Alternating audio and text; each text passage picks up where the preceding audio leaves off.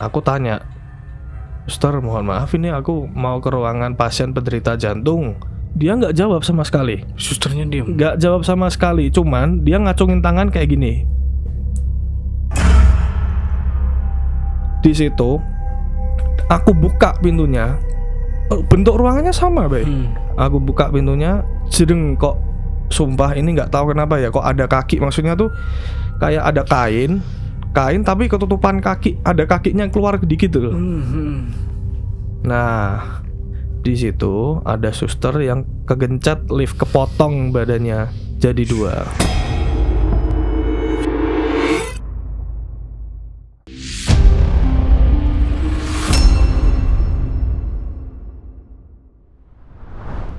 Hai, balik lagi bersama tim pencari demit horror story.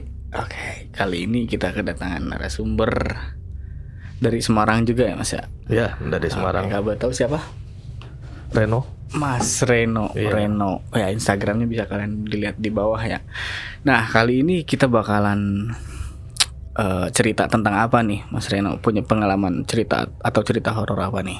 Nih, punya pengalaman cerita horor tentang seputar rumah sakit lah pokoknya. Wow, rumah sakit ya. Udah pasti nih kalau rumah sakit tuh rada lumayan ya biasanya ya. Kayak kita langsung dengerin aja ceritanya. Pengalaman yang nggak bisa aku lupakan selama ini itu ada di rumah sakit di kota besar juga di Provinsi Jawa Timur nih. Ya kalian tahu lah, itu ibu kotanya di Provinsi Jawa Timur. Itu ada rumah sakit besar yang menyimpan banyak sekali cerita-cerita horor. Tapi itu sampai sekarang ya masih aktif juga rumah Masih sakit. aktif. Oh, berarti masih aktif sampai sekarang. Masih aktif sampai sekarang. Oke. Nenekku itu ada di rumah sakit tersebut, di kota tersebut. Dirawat di situ karena komplikasi jantung. Komplikasi jantung. Dan di mana posisi itu aku masih di Semarang. Semarang. Nah, setelah mendengar kabar-kabar yang kayak udah gini ya, kalau orang Jawa itu bilangnya kok kayaknya udah waktunya mau tiba. Ngerti nggak sih maksudnya, antara kan ada nih tanda-tanda kalau orang mau meninggal gitu ya. Iya. Nah, keluarga tuh kan udah tahu duluan, terus dikabarin kesini dulu dong, kayaknya udah nggak beres gitu. Nah, setelah itu 4 hari sebelum nenekku meninggal dunia nih ya.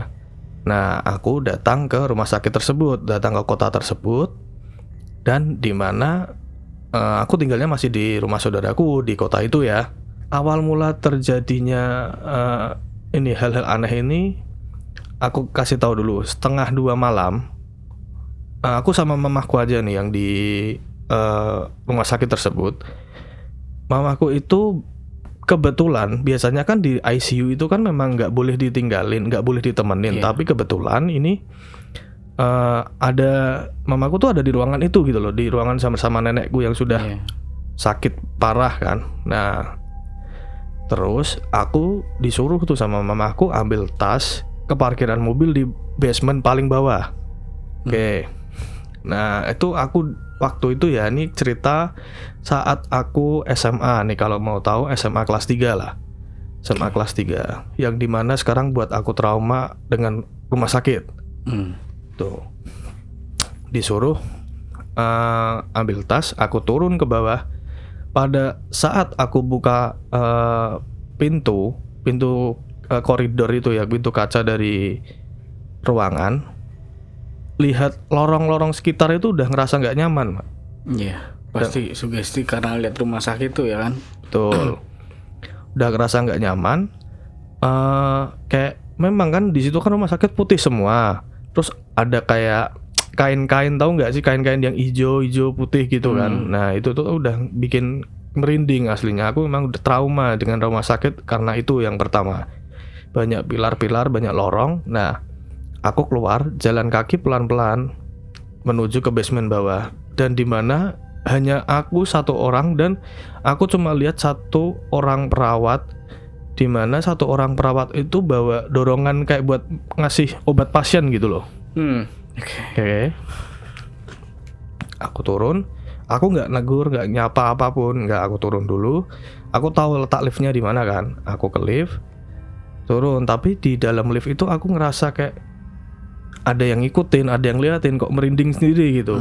Biasanya aku mah cuek-cuek aja sama hal seperti itu kan, hal mistis-mistis atau hantu, jin dan lain-lain tuh aku awalnya memang nggak percaya gitu loh. Nah setelah aku turun, masih sampai bener-bener aku turun ke lantai ground paling dasar, aku ke mobil ambil tasnya mamaku.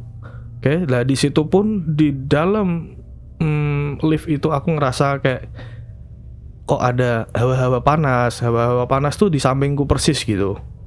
Setelah aku turun, buka lift ke parkiran, nah itu juga suasananya agak creepy karena memang 1:30 hampir jam 2-an ya. 1:30 hampir jam 2. Dini hari, bener, agak creepy. Aku masuk lah itu ke buka mobil, ambil tas, naik lagi balik ke lift. Ke lantai 2. Ke lantai 2 dulu. Nah, di situ aku ngerasa kok aneh. Aku pencet-pencet lift itu kok biasanya langsung ya. Ini kenapa lama gitu loh. Kan lama nih. Nah, terus lift tuh ada dua, kiri sama kanan.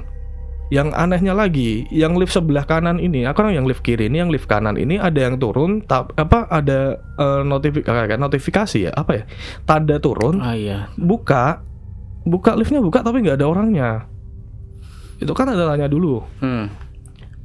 Oke, ini beneran ini nggak ada orangnya. Aku lihat loh, kok ke lantai bawah tapi nggak ada orangnya.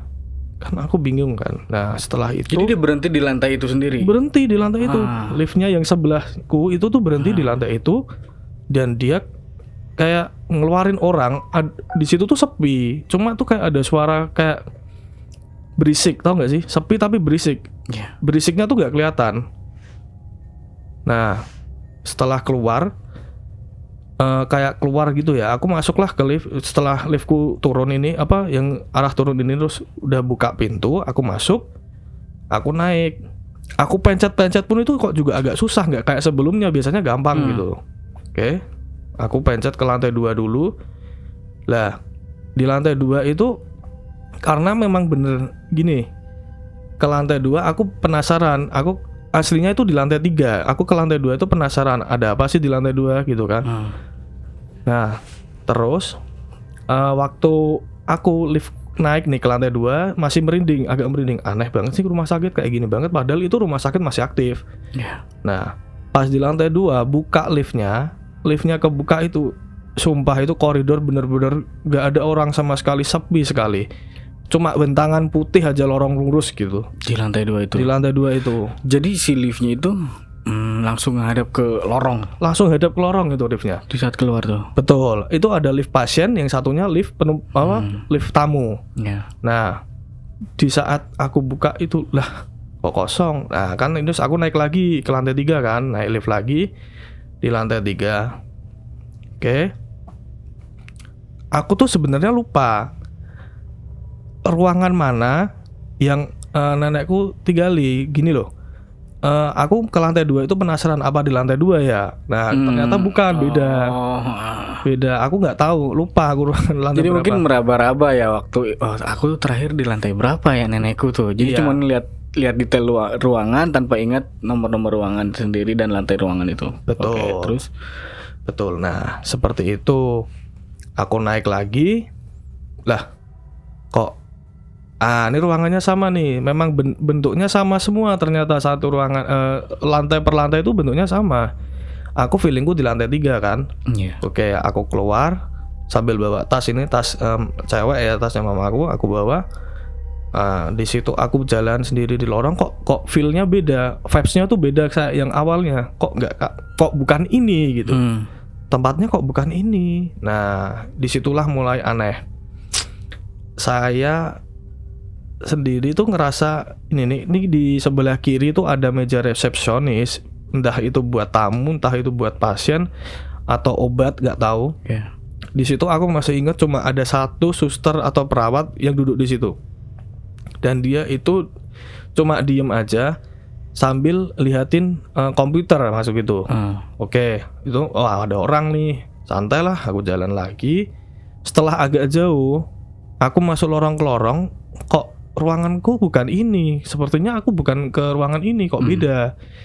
Nah terus nih kejadian yang paling sial banget nih, yang menurutku memang benar-benar aku nggak mau ke rumah sakit lagi. Di ujung itu ada pertigaan, di lorong itu ada ruangan yang pertigaan. Ah, di situ ada suster, nggak tahu ini gimana ya ceritanya. Aku tanya, suster mohon maaf ini aku mau ke ruangan pasien penderita jantung VVIP kelas A, di mana? Nah, kok diem aja. Terus dia nggak jawab sama sekali. Susternya diam. Nggak jawab sama sekali, cuman dia ngacungin tangan kayak gini. Acungin tangan tuh ke arah lorong gini kan. Oke, makasih. Aku bilang gitu. Aku ngikutin apa yang dia acungin nih, tangannya kayak gitu. Aku jalanlah ke situ. Pelan-pelan, cuma kok merinding.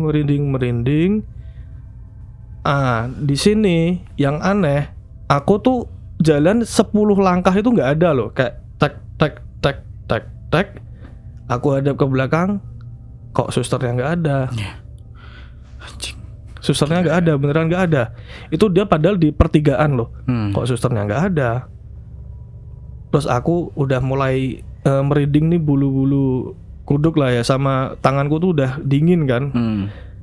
Aku jalannya agak cepet, tek, kok ternyata ruangan yang dia tunjuk itu tuh kayak, tahu nggak sih ruangan kayak buat kamar jenazah.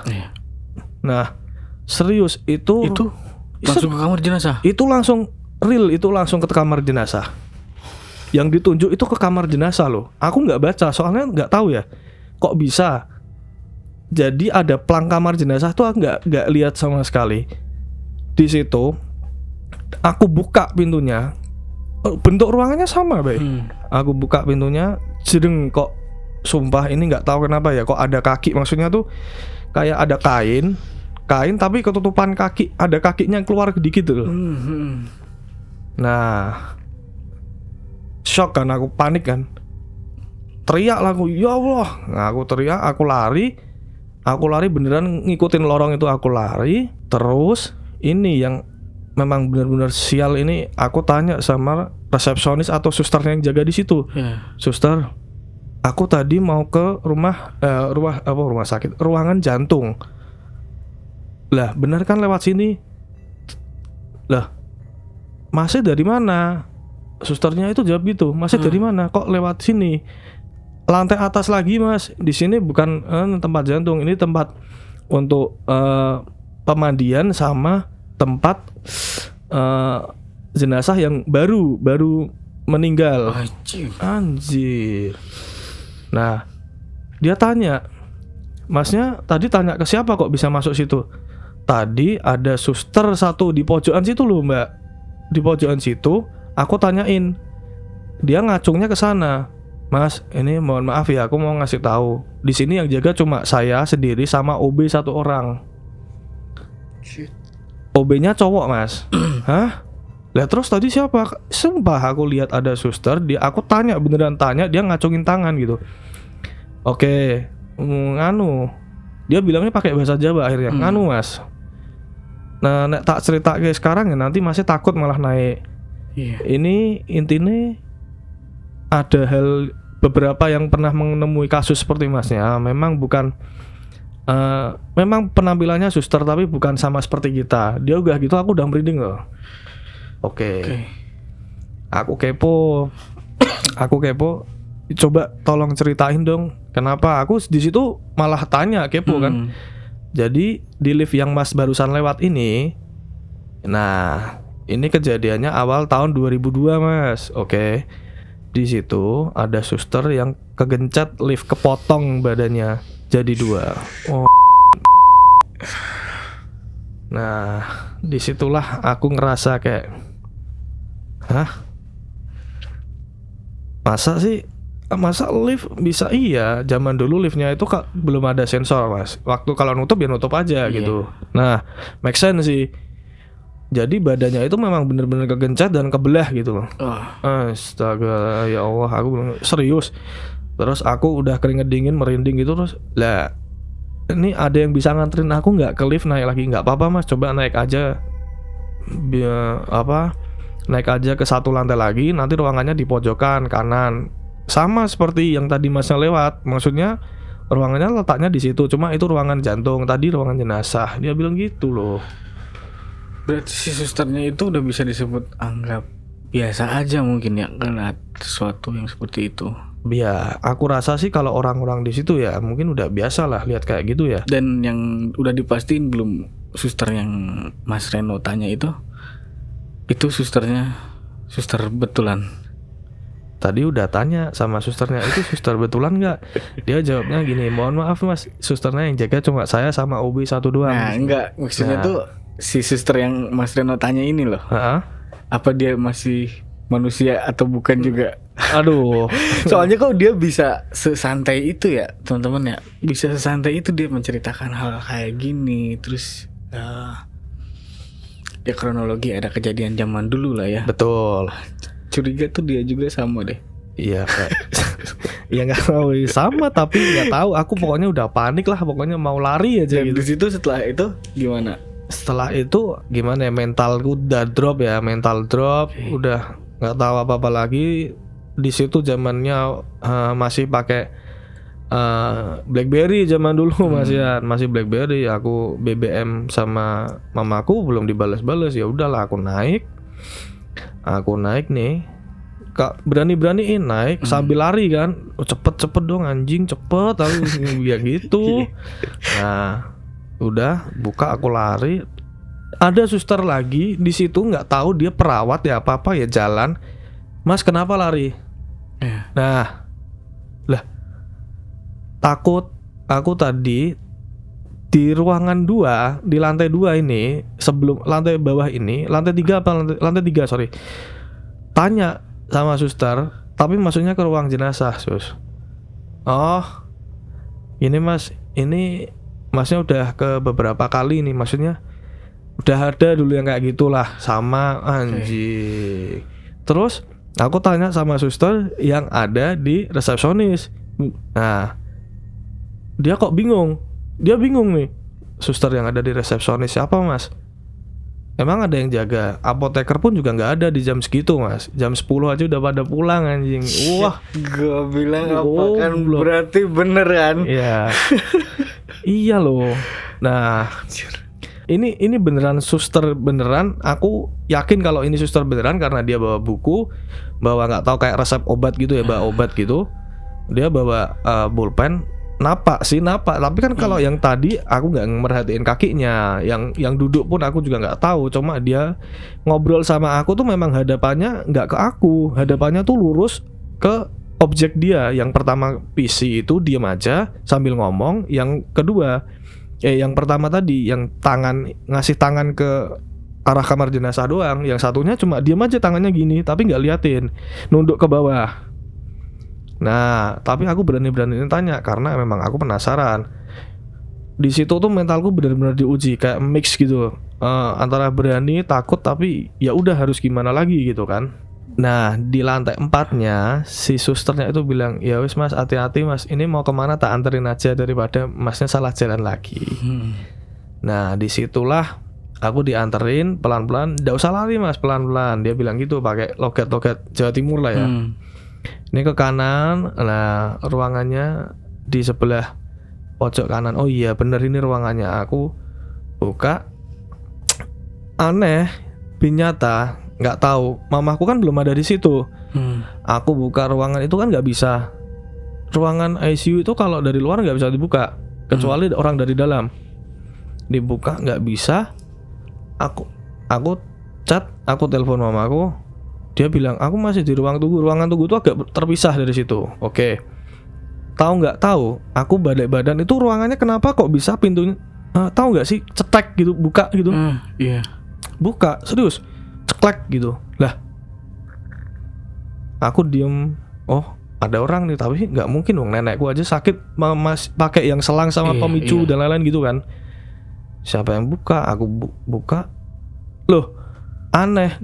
Yang nenekku baring di ranjang itu, di situ tuh ada satu suster yang liatin nenekku tuh tapi ke bawah gini loh. Sumpah pakai putih-putih itu kan. Nah, liatin gini. Nenekku, padahal nenekku aku lihat dia diam tidur loh. Wah, di situ anjir aku lari, bener-bener lari, nggak tahu aku lari nyamperin ke ruang tunggu, tak ceritain semua. Di situ ternyata mamaku sama beberapa orang, dan di mana orang yang nunggu di situ itu juga akhirnya kita bertukar cerita. Memang legendanya rumah sakit ini seperti itu, kalau setiap malam, apalagi itu tuh beneran waktu itu malam Jumat. Ada suster yang kegencet di lift, terus ada suster yang ini tahu nggak, kayak dibunuh, nggak tahu dibunuh apa ya. Zaman dulu itu memang ada suster yang dibunuh di daerah rumah sakit tersebut gitu loh. Jadi beberapa mitos, tapi ya itu nyata. Kayak kalau kita tahu sekarang tuh kayak Corin atau gimana ya, jin yang menyerupai gitu. Tapi itu yang paling epic itu aku yang pertama sih, yang tangan, bener-bener tangan dia ngacung ke kamar jenazah. Yang kedua yang ada di belakang keranjang nenekku yang waktu sakit itu, dia diem gini, nggak ngeliatin. Ya shock. Posisinya dia duduk atau berdiri? Berdiri kan nggak kelihatan kakinya. Diem gini, anjing. Aku udah mengumpat lah pakai bahasa hewan itu, udah keluar semua sambil lari kan. Aku masuk ke ruang itu, udah langsung aku cerita semua sambil keringetan, terus ditanyain banyak orang. Di situ ada bapak-bapak kayak nggak tahu ya, ustadz atau kiai, bilang aurane jenengan, kalau bahasa Jawa, aurane jenengan ki disenengi kangge bongso alus. Auramu tuh disukain sama makhluk halus. Jadi mau nggak mau kamu bakalan sering diliatin dimanapun. Maksudnya hal-hal yang tidak terduga, kamu kira orang itu ternyata bukan gitu loh. Nah sampai di situ udah, aku nggak mau lagi yang namanya ke rumah sakit sampai sekarang. Dan itu ceritaku yang paling bener-bener epic sih, bener-bener gila, epic banget sih kalau menurut gue juga. Itu gimana ya, pertama itu emang bener-bener kalau lu rasain ya, kalau kita rasain ya, satu hari yang dimana kita nggak lepas dari hal-hal yang kayak gitu. Pertama kita ketemu sama suster, ya diberi kejadian-kejadian yang emang di luar nalar lah ya. Kita pertama disuruh ngelawan ketakutan kita, disuruh ngambil tas, turun ke bawah, sampai akhir ngelawan, jadi pengen harus sendiri, ngelakuin sendiri. Terus kedua nemu suster juga, betul, yang dia nggak ngomong, terus dia nunjukin malah ke ruang jenazah. Yang ketiga resepsionis, berarti ya resepsionis itu sendiri bukan suster yang ada di situ, teman-teman. Gila, luar biasa kejadian yang terus menerus. Bisa disebut apa ya, apes enggak sih, nggak ada yang apes ya, bukan apes ya, tapi anjing emang benar horor banget sih itu. Kalau misalkan ada orang yang ngerasain sampai sekarang, gimana tuh Mas Reno? Kan kalau kalian tahu rumah sakit itu kan fakta, kalau ada orang meninggal itu pasti fakta dong, ya, bukan mitos fakta lagi. Emang tempatnya orang meninggal, kecelakaan, entah apapun itu pasti meninggal kan. Nah itu loh, jadi di situ tuh memang tempat-tempat mereka. Dan kalau kalian bilang buat penonton nih, hantu tuh hanya ada di tempat gelap, itu enggak juga. Di tempat terang kalau dia mau menampakkan, ya itulah yang terjadi, bener nggak? Betul. Nah, dia menyerupai kita pun itu sangat bisa loh. Nah, menyerupai siapapun yang ada di situ juga bisa. Itu yang aku anggap pelajaran buat ke depan. Nggak akan aku mau masuk ke rumah sakit kalau memang bener-bener nggak terpaksa lah. Aku udah nggak mau lagi ya nyentuh rumah sakit, terus ampun aku. Itu aja sih. Mungkin seru banget kayaknya suatu saat kita ngajakin Mas Reno explore di rumah sakit ya, teman-teman ya. Wow. Tapi sebelumnya tuh pernah ke rumah sakit lagi nggak setelah kejadian itu? Pernah, kecelakaan sendiri aku. Kecelakaan di saat itu nggak ada pengalaman mistis lagi? Pengalaman mistis nggak ada, cuman ya aku mau cerita dikit. Agak aneh. Ini memang terjadi di kota ini ya, di kota Semarang ya. Nah, rumah sakitnya di dekat Jalan Pantura, samping Jalan Pantura. Kalau kalian tahu Jalan Pantura Semarang arah ke Demak lah gitu, tuh kalian tahu rumah sakitnya gede, masih aktif tuh. Aku kecelakaan kakiku memang bener-bener penuh darah. Aku nggak pulang rumah, walaupun aku nggak bisa jalan, kebetulan Mbak Metik kan, aku gas terus sampai ke rumah sakit sendiri. Aku ke UGD. Nah, di mana dibutuhkan ronsen full badan karena memang udah retak. Yang aneh, sama perawat nih, perawat cowok. Dia bilang gini, "Mas, ikut aku bentar. Tak naikin kursi roda, ikut aku ke ruang ronsen." Nah, ruang ronsen. "Oh, di mana Mas? Agak jauh." "Lumayan Mas, lumayan agak jauh." Oke. Nah, di situ aku udah trauma dari cerita aku yang dulu kan, maksudnya pengalamanku yang dulu. Kebayang. Ini wah anjing, bener anjing ini rumah sakitnya. Jadi tuh muter ruangan ronsennya itu bener-bener jauh. Dia dorong sendiri gitu kan. Kok nggak bicara, kok diem aja gitu kan. Aku udah parno sendiri nih. Terus sambil tak ajak ngobrol, "Mas, ya Mas." Aku tanya, "Mas, memang ini aku sakit, tapi apa harus di ronsen semua full?" "Iya Mas, soalnya kecelakaan dari jalan tuh harus kita ronsen full." "Oke. Masnya nggak takut di rumah sakit sendiri ini terus apa ke ruang ronsen kok jauh banget?" Aku bilang gitu kan. "Udah biasa Mas, kalau di rumah sakit sendiri memang tugasnya malam ya malam." Nah, aku penasaran, aku tanya sama Masnya, "Masnya pernah nemu kejadian apa sih aneh di rumah sakit?" "Wah, kalau kejadian mah nggak usah diceritain Mas. Di sini memang tempatnya, karena apa? Karena kursi roda yang buat dorong Masnya aja mungkin udah pernah bekas buat orang mati juga kan. Masnya juga nggak tahu." Anjing, malah gitu, sumpah. Aku bilang, "Cok, bangsat, masa ini bateli cok." Aku bilang gitu sama Masnya. Masnya ketawa kan. Aku udah panik gitu kan. Nah, sampai ruang ronsen itu, sumpah ruang ronsennya tuh di lantai berapa ya? Lantai 8 kayaknya. Di situ ruangannya gede banget, ada alat-alat kayak robot gitulah, gue nggak tahu ya. Aku ditidurin di situ, disuruh rebahan, kakiku, badanku semua di ronsen, ditinggal sendirian sama Masnya. "Mas, aku tinggal setengah jam ya." Wah, cocote ya. Ditinggal setengah jam sama Masnya. Nah, dari pengalaman hidupku yang rumah sakit udah freak kayak gitu kan, aku di situ pegang HP, tengok kanan kiri sambil ini ngontakin orang tuaku. "Aku nggak apa-apa, aku habis ini pulang," aku bilang gitu kan. Nah, kok aneh, terus ada suara mesin kayak nyik gitu aja, aku udah takut kan, kaget kan. Nah, pintu rumah sakit kok nggak tahu ya, ini memang halusinasiku atau memang ada kejadian yang aneh, kok sempet gerak terek gitu loh. Tapi Masnya nggak masuk. Nah, ini padahal rumah sakit ini memang bener-bener di pinggir jalan, gede banget. Nah, cetek gitu, Masnya kok nggak masuk ya. Aku tunggu setengah jam lebih nih, 40 menit ternyata Masnya baru masuk. Masnya, "Udah Mas." "Udah apa Mas? Udah di ronsen kan?" Lah yang ronsen aku siapa? Aku bilang gitu. "Loh, lah sebentar Mas, tadi kan tak tinggal, ya kan, alatnya harusnya gerak sendiri, alatnya harusnya ngedeteksi kan, itu lupa tak nyalain Mas, bentar ya Mas." Wah anjing, sumpah ya. Cok, ini perawat baru ternyata dia. Iya. Wah, fuck, langsung ternyata, tapi di onin sama dia. Terus aku bilang, "Mas, tungguin Mas, aku takut Mas sendirian kalau di ruangan ini." Bener-bener aku tuh tidur di kayak tempat pemandian jenazah, yang dimana itu full besi. Nah, terus di ronsen, terus aku turun. Aku nggak mau ngomong apa-apa lagi sama Masnya, aku takut nih. Aku turun. Nah, terus sampai kok ada di rumah sakit itu tuh aku harus ngelewatin kamar jenazah lagi lah. Itu yang bikin drop, itu memang bener-bener turunnya harus ngelewatin sebelah kamar jenazah. Set. Nah, aku baca tulisannya tapi nggak berani ngelirik gitu ya. Baca, wah kamar jenazah aku gini. Masnya dorongnya kok juga agak cepet. Nih aku tanda tanya nih. Tahu kenapa Masnya kok dorongnya kok agak cepet gitu waktu lewat situ? "Kenapa Mas?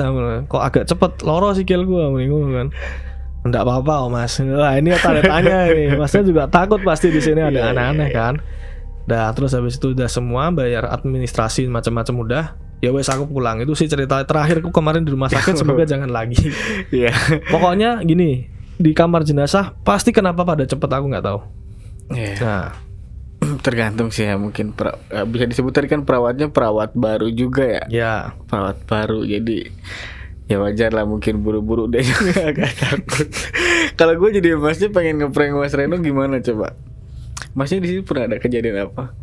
Kejadian biasa aja, paling ya bawain orang yang bekas celaka. Dibawa sambil jauh. Ya kan bingung dia mau ngapain coba. Iya lo nggak bisa gerak. Kaki pincang. Oke, luar biasa, menarik banget ya cerita kali ini dari Mas Reno. Thank you banget Mas Ya, Reno. sama-sama Mas.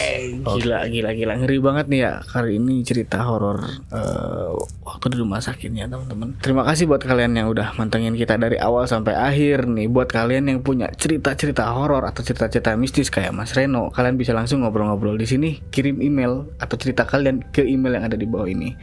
Dan jangan lupa kalian follow akun sosial media Instagram dan TikTok @pencari-demit. Oke, terima kasih.